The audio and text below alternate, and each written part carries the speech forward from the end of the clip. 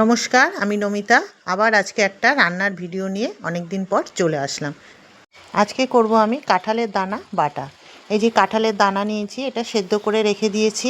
ওখানে শুকনো লঙ্কা আছে, কুচনো পেঁয়াজ আছে, রসুন আছে। সেদ্ধ করা কাঁঠালের দানাটা আমি একটু শিলনোড়াতে বেটে নিয়েছি।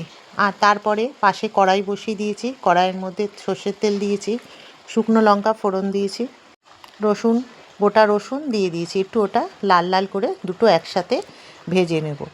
একদম লাল লাল করে ভাজা হবে, তাহলে রসুনের গন্ধটা, কাঁচা গন্ধটা চলে যাবে।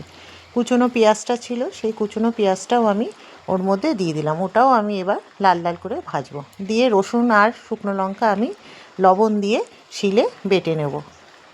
ভালো করে ওটা বেটে নিয়েছি। এক হাতে মোবাইল ধরেছি বলে দেখাতে পাচ্ছি না ভালো করে। আমি ভালো করে মিহি করে এটা বেটে নিয়েছি। দিয়ে ওই যে কাঁঠালের দানাটা যে বাটা ছিল ওর মধ্যে আমি ওটা দিয়ে এবার আমি ওটা ভালো করে মেখে নেব। তেলটা একটু বেশি লাগবে, ভালো করে সব কিছু দিয়ে মাখতে হবে, তো তেলটা একটু বেশি লাগবে। ভালো করে এটাকে আমি মেখে নিচ্ছি, খুব সুন্দর খেতে লাগে। এই যে আমার মাখা পুরো রেডি, আপনারা বাড়িতে করবেন।